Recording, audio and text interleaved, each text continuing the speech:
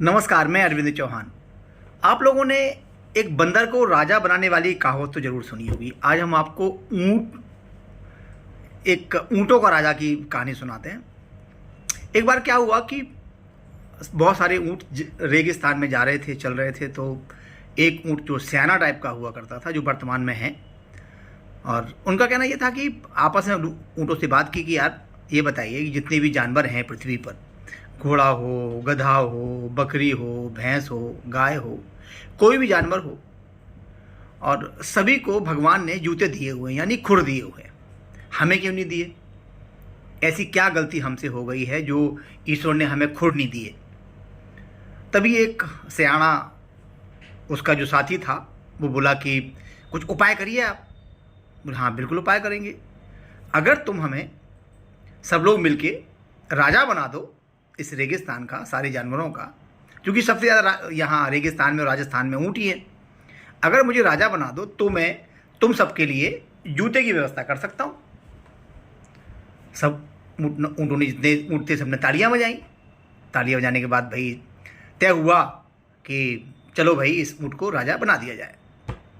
वो और उसका सेवा सलाहकार दोनों ने बड़ा जश्न मना। एक राजा बन गया, एक उसका मंत्री बन गया। अब वो दोनों ऊँट मिलके, जितने भी रेगिस्तान के ऊँट थे, जानवर थे, और भी जो कह सकते हैं कि छोटे मोटे मवेशी थे, उन पर वो हुकूमत करने लगा। कुछ दिन बाद उन्होंने कहा कि भाई आपने कहा था कि हम सबको जूते ला देंगे।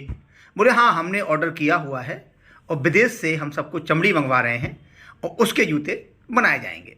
ठीक है साहब। कुछ दिन और कट गए, 5 साल कट गए। दोबारा फिर इलेक्शन की बारी आ गई। फिर जब इलेक्शन की बारी आई तो लोगों ने कहा कि आपने ऊँट तो भैया राजा साहब, आपने तो कहा था कि हम विदेश से सब कुछ ले आएंगे वापस, कुछ आया ही नहीं। बोले देखो देखो थोड़ा समय लगता है, हमने देखो ये काम कर दिया और रेगिस्तान में कुएं खुदवा दिए। आप देखिए हर जगह बहुत सारी सुविधाएं यहाँ पर हो गई हैं, थोड़ा समय लगता है। करते करते करते 9 साल बीत गए। अब राजा तो राजा, अब राजा से कहे कौन। अब जब फिर इलेक्शन की बारी आई तो लोगों ने फिर जाके कहा, ऊँटों ने कहा भाई वो आपने कहा था कि हम सबको चमड़ी मंगवा देंगे और सबके जूते बनवा देंगे। बोले हाँ, हमने प्लान किया है और प्लान ऐसा है कि चमड़ी वहाँ आने में देर हो रही है।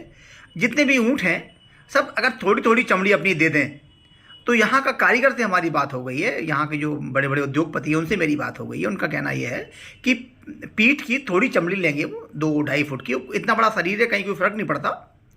वो आप इसे टैक्स मान सकते हैं, तो आप थोड़ी अपनी अपनी चमड़ी दे दीजिए, हम सभी के लिए जूते बनवा देते हैं। तब जाकर उन लोगों को पता लगा कि उनकी ही चमड़ी के जूते बनवाने जाने वाले हैं। ऐसा ही अपने देश में हो रहा है। अब आप तो समझ गए होंगे ना।